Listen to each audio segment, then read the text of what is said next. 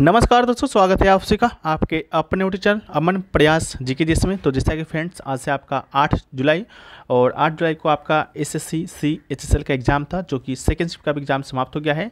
Second shift में आपके SSC CHSL में आपके 25 जीके जिस के प्रश्न पूछे गए थे। उन 25 में से जितना भी अधिकतम रियल प्रश्न अभी तक मिल सकते थे उससे प्रश्न मिल गए हैं। तो आज के इस वीडियो में हम लोग उन 6 प्रश्नों को देखेंगे, साथ में उनसे जो इंपॉर्टेंट एक्स्ट्रा फैक्ट्स को भी देखते चलेंगे, जहां से प्रश्न आपके शिफ्ट में आने की संभावनाएं ज़्यादा है। ठीक है, तो चलिए वीडियो को स्टार्ट करते हैं बिना किसी देरी के। इससे पहले चैनल पर नए होंगे, चैनल को सब्सक्राइब कर लीजिएगा और PDF आपको टेलीग्राम पर मिल जाएगा।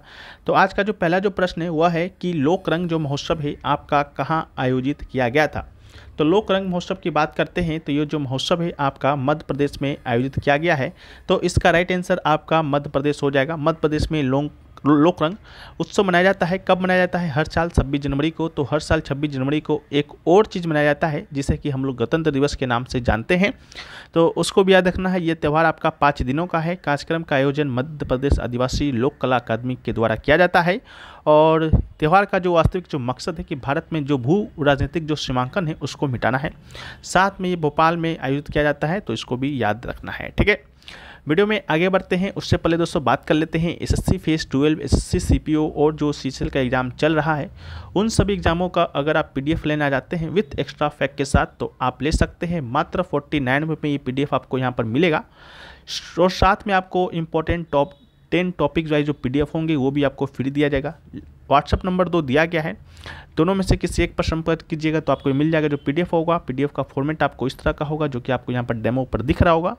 अगर आपको लेना है, जो कि आगामी आपके सभी एग्जाम के लिए इंपॉर्टेंट है, साथ में जो CHSL का एग्जाम चल रहा है वहाँ से एक आज जो लड़के जो प्रश्न बता रहे थे वो कह रहे थे कि 25 में 20 प्रश्न आपका रिपीटेड आया था। ठीक है, ये हम नहीं, वो स्टूडेंट का कहना था, और 5 प्रश्न आपका न्यू आया था। ठीक है, तो जिनका एग्जाम आगे कोई भी शिफ्ट में बचा हुआ है कल, तो वो तो ले ही सकते हैं। साथ में आगे भी अगर आप एग्जाम देने का इच्छुक हैं SSC का, तो आप लोग के लिए PDF बहुत ही फायदेमंद होगा। ठीक है, तो इसको भी याद रखिएगा।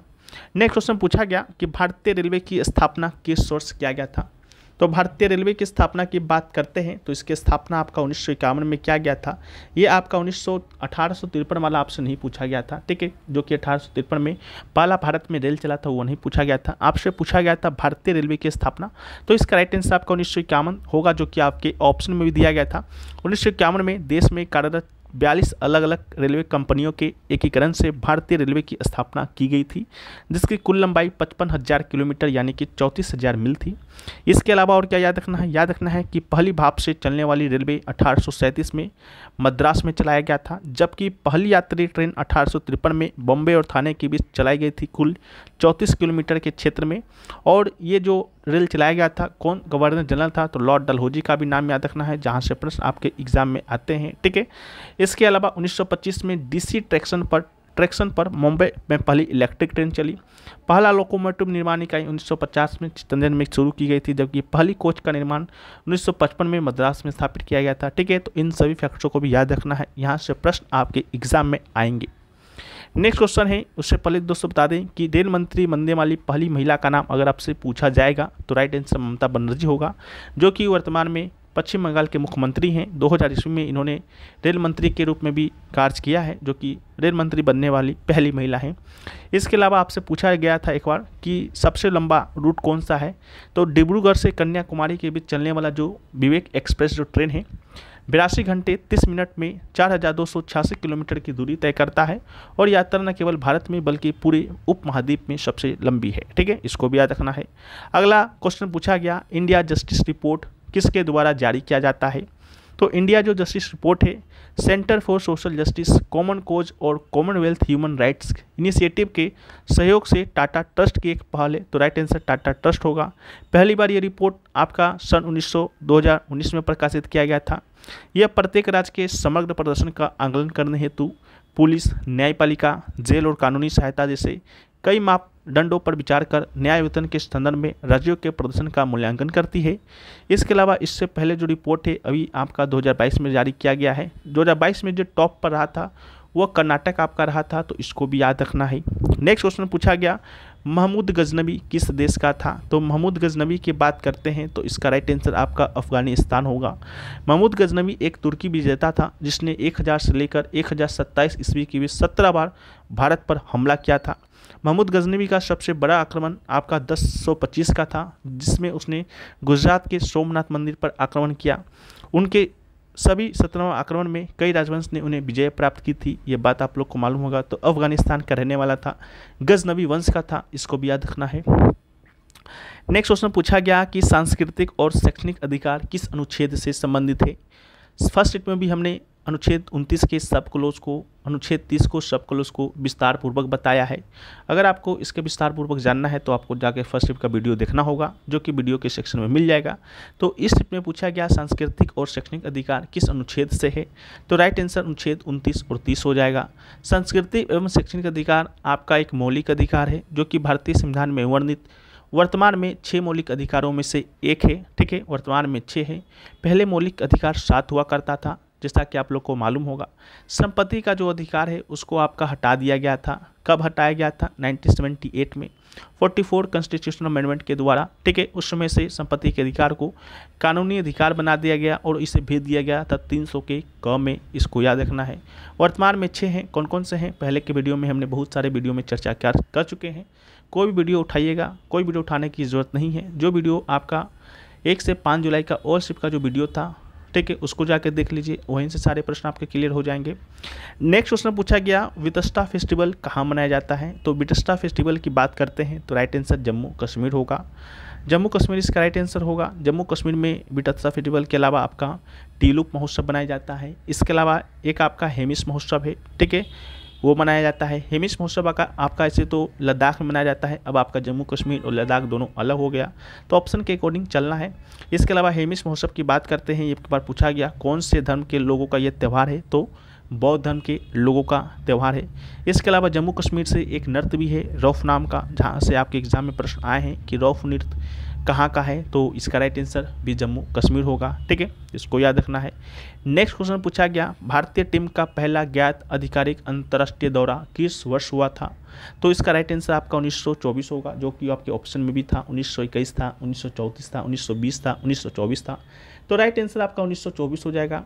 प्रारंभिक वर्षों में भारतीय टीम का जो पहला आधिकारिक अंतर्राष्ट्रीय दौरा, जिसमें उस समय भारतीय और ब्रिटिश दोनों खिलाड़ी शामिल थे, 1924 में हुआ था, जब इसका नेतृत्व महान फुटबॉलर गोस्ता पाल ने किया था। तो गोस्ता पाल को भी याद रखना है। ठीक है, इस पहला नेतृत्व किसने किया, तो गोस्ता पाल ने किया। ठीक है, नेक्स्ट क्वेश्चन पूछा गया कि the folk song named Pankhira traditionally belong to dash. तो इसका राइट आंसर क्या होगा, तो इसका राइट आंसर आपका राजस्थान होगा। जो पनखीरा जो फोक सॉन्ग है वो आपका कहाँ से संबंधित है, तो राजस्थान से। ये एक आपका लोकगीत है जिसे राजस्थान के किसान खेतों में काम करते समय गाते हैं। इसके अलावा किसान अलगोजा और मंजीरा बजाते हुए गीत गाते और बोलते हैं। पंखीरा शब्द का अर्थ प्रेमी होता है, इसको भी आपको याद रखना है। नेक्स्ट क्वेश्चन पूछा गया कि which is the oldest cricket club in India. तो इसका right answer Calcutta cricket club होगा। भारत में पहला cricket club Calcutta cricket club था। इसकी स्थापना 1792 में हुई थी और भारत की राष्ट्रीय क्रिकेट टीम केवल 1932 में लॉर्ड्स में खेली थी, जबकि इसकी स्थापना ब्रिटिश उपनिवेशों के द्वारा किया गया था। ठीक है, नेक्स्ट क्वेश्चन पूछा गया कि पंडित बिरजू महाराज का संबंध किस शास्त्रीय नृत्य से है। तो पंडित बिरजू महाराज की बात करते हैं तो राइट आंसर आपका कथक होगा। कथक जो कि उत्तर भारत मुख्यतः उत्तर प्रदेश का एक आपका शास्त्रीय नृत्य है, उसी से संबंधित आपके बिरजू महाराज हैं। इसके पिता हुए अक्षर महाराज जो भी कथक से ही संबंधित थे। इनके चाचा हुए शंभू महाराज, वो भी कथक से ही थे। इसके अलावा इनका ओरिजिनल नाम था पंडित बृजमोहन नाथ मिश्रा, जिन्हें हम लोग बिरजू महाराज के नाम से जानते हैं। अगर आपसे घराना पूछेगा तो लखनऊ के कालका विंध्याधीन घराने से इनका संबंध है। इनको देश का सर्वोच्च नागरिक सम्मान पद्म विभूषण 1986 में मिला है, इसको भी आपको याद रखना है। ठीक है, इसके अलावा कथक उत्तर प्रदेश का शास्त्रीय नृत्य है। कथक शब्द का आपसे अर्थ भी पूछा जाता है, तो इसका अर्थ होता है कथा, यानी कि कहानी कहने की कला। ठीक है, नेक्स्ट क्वेश्चन पूछा गया कि मंदारिन कहाँ बोली जाती है। हालांकि मंडारिन आपसे नहीं पूछा गया था, आपसे जो पूछा गया था वो आपसे पूछा गया था मुंडारी। ठीक है, तो मुंडारी भाषा आपसे पूछा गया था, ना कि मंडारी भाषा पूछा गया था। तो हम लोग मुंडारी को देखते हैं, मंडारी को नहीं। उसको भी देखेंगे, लेकिन पूछा गया कि मुंडारी किस क्षेत्र के द्वारा बोली जाती है। तो राइट आंसर छोटा नागपुर था, जो कि आपके ऑप्शन में भी दिया गया था। मुंडारी भारत की एक जनजाति है मुंडा, जो मुख्य रूप से झारखंड के छोटा नागपुर क्षेत्र में निवास करती है। झारखंड के अलावा पश्चिम बंगाल, बिहार, उड़ीसा आदि भारतीय राज्यों में रहती है। इनकी भाषा मुंडारी ऑस्ट्रो एशियाटिक परिवार की एक प्रमुख कला है। उनका भोजन मुख्य रूप से धान, मडुआ, मक्का, जंगल के फल फूल, कंदमूल आदि हैं। ठीक है, तो इसका राइट आंसर छोटा नागपुर होगा, इसको भी याद रखिएगा। अब हम लोग जब मुंडारी की बात किए हैं तो मंडारिन की भी बात कर लेते हैं। नाम मिलता जुलता है, हो सके आपके एग्जाम में यहाँ से प्रश्न आ जाए, क्योंकि पहले भी प्रश्न ये पूछा जा चुका है। तो मंडारिन भाषा की बात करते हैं तो इसका राइट आंसर चाइना होगा। मंडारिन चीनी 1 मिलियन से ज़्यादा लोगों के द्वारा बोली जाती है और दुनिया में सबसे ज़्यादा बोली जाने वाली भाषा भी है, इसको भी याद रखना है। इसके साथ ही भारत के कुछ पड़ोसी देश हैं जहाँ की कुछ कुछ भाषाएँ आपसे एग्जाम में पूछी जाते हैं। जैसा कि पूछा जाता है अफगानिस्तान में कौन सा भाषा बोला जाता है या आधिकारिक भाषाएं क्या हैं, तो दारो या पाश्तो याद रखना है, दोनों भाषा अफगानिस्तान में। भूटान की बात करते हैं तो जोंखा भाषा पूछा जाता है। श्रीलंका की भाषा सिंहल है, तमिल है। मालदीव की भाषा दिवेही है, तो इन सभी को याद रखना है। बाकी पश्चिम बंगाल में बंगाली बोला जाता है। पाकिस्तान में उर्दू भाषा बोला जाता है। चीन का बात हम लोग मंदारिन कर ही लिए, तो और बचा क्या? ठीक है, तो बचा यही 4-5, तो जिसको याद रखना है। नेक्स्ट क्वेश्चन पूछा गया कि पराबैंगनी किरण की खोज किसने की थी। हालांकि क्वेश्चन आपका यह पूछा गया कि जोहान विलियम रिटर के द्वारा किसका खोज किया गया था। राइट आंसर पराबैंगनी किरण था। तो जोहान विल्टन रिटर ने पराबैंगनी किरण की खोज की 1801 में, इसको याद रखना है। अगर आपसे पूछा जाता एक्सरे किरण की खोज किसने की, तो विल्हम कॉनरेड रॉन्टगन ने किया था 1885 में और 95 में, और बाद में 1901 में इन्हें नोबेल पुरस्कार भी दिया गया था। अगर आपसे पूछा जाता अवरक्त किरण की खोज किसने की, तो अवरक्त किरण की खोज विलियम हर्शेड ने किया था, इसको भी याद रखना है। नेक्स्ट क्वेश्चन पूछा गया कि ब्रह्म समाज का स्थापना किसने किया, तो ब्रह्म समाज की स्थापना किया था राजा राम मोहन राय जी ने, तो इसका राइट आंसर होगा, जिसे हम लोग शॉर्ट फॉर्म में RRR कहते हैं। ठीक है, तो RRR से ही आपको याद रखना है। इसके अलावा राजा राम मोहन राय जी ने ब्रह्म समाज का स्थापना तो 1828 में किया था। इसके पहले इन्होंने आत्मीय सभा का भी स्थापना किया था 1815 से लेकर 19 के अंतर्गत में। ठीक है, इसी को बाद में चलकर ब्रह्म समाज में मिला दिया गया था। और एक प्रश्न और बना था ब्रह्म समाज के विषय में फर्स्ट शिफ्ट में कि ब्रह्म समाज के पूर्व का नाम क्या था, तो ब्रह्मो सभा था। ठीक है, तो इसको भी याद रखना है, ये भी पूछा जाता है। ब्रह्म समाज का मानना था कि ईश्वर ही सभी का कारण और स्रोत है, इसलिए कि पृथ्वी, प्रकृति, स्वर्ग उनकी सभी रचनाएं हैं। ब्रह्म समाज हो गया, आर्य समाज हो गया, इन सभी को भी याद रखना है। फर्स्ट में हमने विस्तार पूर्वक बताया है। जो लोग फर्स्ट का वीडियो नहीं देखे हैं, आने वाले समय में उनका एग्ज़ाम है, वो लोग जाके ज़रूर देखिएगा। सभी वीडियो आपके लिए इंपॉर्टेंट है, वहाँ से प्रश्न आपके सभी आएंगे। ये सभी जो प्रश्न आप यहाँ पर देख रहे हैं, वो सभी प्रश्न कहीं ना कहीं हम पिछले वीडियो में डिस्कस कर चुके हैं और PDF भी आपको प्रोवाइड करा चुके हैं। ठीक है, नेक्स्ट क्वेश्चन पूछा गया आपका सामान्य नागरिक संहिता से संबंधित 4 कथन दिए गए थे और पूछा था कौन सा सही है। आप एलिमिनेशन मेथड से उसको सॉल्व कर सकते थे। बाकी समान नागरिक संहिता से 2 कथन तो हमें मिले थे। एक कथन था कि समान नागरिक संहिता पूरे देश के लिए एक समान कानून के साथ सभी धार्मिक समुदायों के लिए विवाह, तलाक, विरासत, गोद लेने आदि कानून में एकरूपता प्रदान करने का प्रावधान करती है, बिल्कुल करती है। और संविधान का अनुच्छेद 44 में वर्णित राज्य भारत के पूरे क्षेत्र में नागरिकों के लिए एक समान नागरिक संहिता सुनिश्चित करने का प्रयास करता है, बिल्कुल करता है। इसके अलावा और कथन तो मिले नहीं। बाकी समान नागरिक संहिता जो है उसको लागू करने वाला पहला राज्य आपका गोवा था, जहाँ पर आज़ादी से पहले ही आपका वहाँ पर लागू है समान नागरिक संहिता। लेकिन आज़ादी के बाद पूछेगा तो इसका राइट आंसर आपका कुछ और होगा, जिसका नाम उत्तराखंड होगा। ठीक है, उत्तराखंड में अभी हाल ही में आपका ये किया गया है, तो इसको भी याद रखना है। अगला है कि 2011 के जनगणना के अनुसार निम्नलिखित में से कौन सा राज्य सभी भारतीय राज्यों में गरीब है। ठीक है, तो सभी भारतीय राज्यों में गरीब है, तो ये पूछा गया। तो इसका राइट आंसर आपका बिहार होगा। बिहार है जो कि 2011 में भी गरीब था, अभी भी गरीब है। ठीक है, पता नहीं कितने सालों तक ये गरीब रहेगा, तो आपको बिहार का नाम याद रखना है। इसके अलावा वर्ष 2011-12 के लिए बिहार, असम और गुजरात राज्यों में गरीबी रेखा से नीचे की जनसंख्या का प्रतिशत देखिए 33.74% है। 31.98% असम में है, गुजरात में 16.63% है। ठीक है, तो ये सभी फैक्ट्स है, इसको याद रखना है।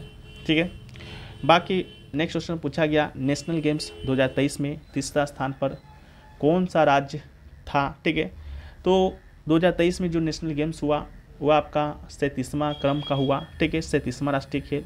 लेकिन कुछ बच्चे 36वां राष्ट्रीय खेल 2022 के बारे में भी बता रहे थे कि ये भी पूछा गया था। थोड़ा सा कन्फ्यूजन है, तो आप लोग कमेंट सेक्शन में बताइए 36वां पूछा गया क्या 37वां पूछा गया। ठीक है, हम लोग दोनों के विषय में बात कर लेते हैं। पहले हम लोग 36वां राष्ट्रीय खेल को देखते हैं 2022 वाला। ठीक है, उसके बारे में बात करते हैं। तो ये इसका जो आपका थर्ड पूछा गया था तीसरा स्थान पर, तो तीसरा स्थान पर इसका राइट आंसर हरियाणा होगा। ठीक है, पहला स्थान पर सेवाएं यानी कि सर्विसेज था, दूसरा स्थान पर महाराष्ट्र था, चौथा पे कर्नाटक और पांचवा पे आपका तमिलनाडु था। ठीक है, तो इसको भी रहेगा, इसको भी देख लीजिएगा। इसके साथ ही 2023 की बात करते हैं तो यह आपका 37वां राष्ट्रीय खेल गोवा में संपन्न हुआ। ठीक है, इसके अलावा टॉप पर आपका महाराष्ट्र था, टॉप पर महाराष्ट्र था। ठीक है, मेडल टैली में। और थर्ड की बात करते हैं तो इसमें भी आपका हरियाणा ही थर्ड पे था, 23 में भी 22 में भी। ठीक है, आयोजित आपका गोवा में हुआ। बाकी पदक तदक छोड़ दीजिए, बहुत कॉम्प्लिकेटिव है तो याद नहीं रख पाइएगा, तो उसको रहने ही दीजिए। नेक्स्ट क्वेश्चन है कि राष्ट्रीय ध्वज और राष्ट्रगान का सम्मान प्रत्येक भारतीय नागरिक का डैश है पूछा गया। तो राइट आंसर आपका हो जाएगा मौलिक कर्तव्य है। ठीक है, तो मौलिक कर्तव्य इसका राइट आंसर होगा। इसके अलावा संविधान का 42वां संवैधानिक संशोधन आपको मालूम होगा 1976 में हुआ था। उसके बाद उसमें ही मौलिक कर्तव्य जोड़ा गया था। हम लोग गैर मौलिक कर्तव्य को देखते हैं, बाकी के फैक्ट को नहीं देखेंगे, बहुत बार देख चुके हैं, मन उब गया है बोलते बोलते। ठीक है, तो 11 मौलिक कर्तव्य के कौन कौन से हैं इसको आप लोग ऐसे याद रखिएगा। मौलिक आर्टिकल 51A में है तो आर्टिकल 51A का सब क्लोज ए ऐसे याद रखना है। फिर आर्टिकल 51A का सब क्लोज बी ऐसे याद रखना है, 1 2 करके याद ना रखिएगा। ठीक है, तो आर्टिकल 51A का सब क्लोज ए कहता है भारतीय संविधान का पालन करना, उसके आदर्शों, संस्थाओं, राष्ट्रीय ध्वज और राष्ट्रगान का सम्मान करना। आर्टिकल 51A का सब क्लोज बी कहता है स्वतंत्रता के लिए राष्ट्रीय संघर्ष को प्रेरित करने वाले महान आदर्शों को संजो कर रखें और उनका पालन करें। सी बताता है भारत की संप्रभुता, एकता और अखंडता को बनाए रखना, उसकी रक्षा करना। चौथा कहता है देश की रक्षा करना, आह्वान किए जाने पर राष्ट्रीय सेवाएं देना। पांचवा कहता है यानी कि CDE कहता है कि भारत के सभी लोगों के बीच धार्मिक, भाषाई, क्षेत्रीय, वर्गीय विविधताओं से ऊपर उठकर सद्भाव और समान भाईचारे की भावना को बढ़ावा देना, महिलाओं की गरिमा के विरुद्ध अपमानजनक प्रथाओं का त्याग करना। इसके अलावा छठा कहता है देश के समग्र संस्कृति की समृद्धि विरासत को महत्व देना यानी कि F।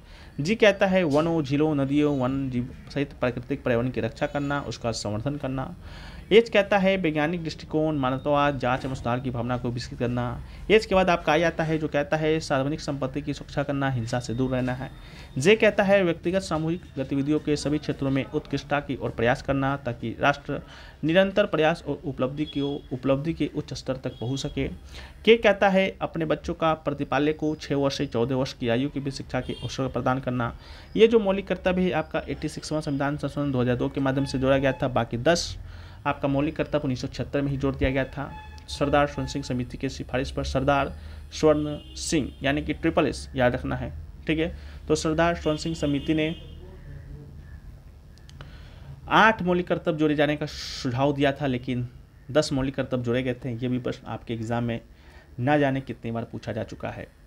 नेक्स्ट क्वेश्चन पूछा गया कि पश्चिमी विक्षोभ यानी कि वेस्टर्न डिस्टर्बेंस से वर्षा किस मौसम में होता है।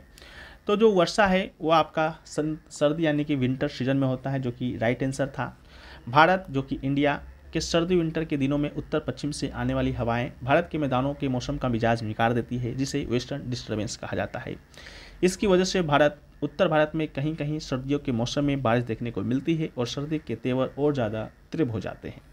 बात कर लेते हैं आखिरकार ये पश्चिमी विक्षोभ होता क्या है। तो पश्चिमी विक्षोभ वो तूफान होते हैं जो कैस्पियन या भूमध्य सागर से बनते हैं। तो एक बार पूछा गया कि पश्चिमी विक्षोभ बनता कहाँ है, जिसका राइट आंसर मेडिटेरियन सी यानी कि भूमध्य सागर था, यहाँ पर यह आपका बनता है। इसके अलावा ये आपका ईरान, अफगानिस्तान, पाकिस्तान होते हुए आपका भारत में प्रवेश करता है। ठीक है, तो इसको भी याद रखना है। और भारत और उत्तरी पश्चिमी इलाकों में असामान्य मौसम की बारिश ठंडक लाने का काम करती है। वास्तव में तेज बर्फीली हवाएं होती है जो अपने साथ नमी लाती है और भूमध्य सागर से निकलकर ईरान, इराक, अफगानिस्तान, पाकिस्तान से होते हुए भारत के मैदानों पर पहुंचकर अपना असर दिखाती है। इसको भी याद रखना है। और पश्चिमी विक्षोभ से होने वाले राज्यों में पहला राज्य पूछता है, जिसका राइट आंसर केरला है, वर्षा प्राप्त करने वाला। अंतिम राज्य आपका पंजाब है, इसको भी याद रखना है। ये सभी भी आपके एग्जाम में पूछा जाता है। ठीक है, तो ये सभी आपसे पूछा गया था। एक प्रश्न आपका national income can be calculated by पूछा गया था ऐसा कुछ, तो उसके वजह में भी आप लोग बताइएगा नेशनल इनकम से कौन सा प्रश्न आपके एग्ज़ाम में आया भाई। ठीक है, वो जो कि नहीं मिला। तो यही सभी क्वेश्चन आज के आपके सेकेंड शिफ्ट में पूछे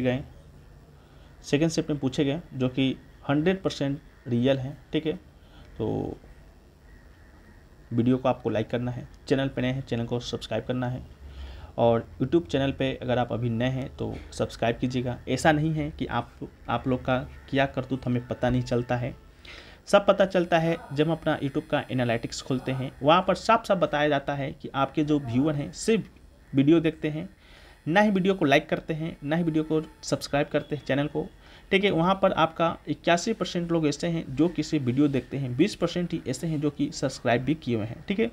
तो ऐसा बिल्कुल ना करें, ऐसा कीजिएगा तो आप लोग का सिलेक्शन नहीं होगा, ठीक है। ऐसा माना जाता है कि जब आपको कुछ दिया जाता है तो आप भी कुछ उसके रिएक्शन में दें, ठीक है।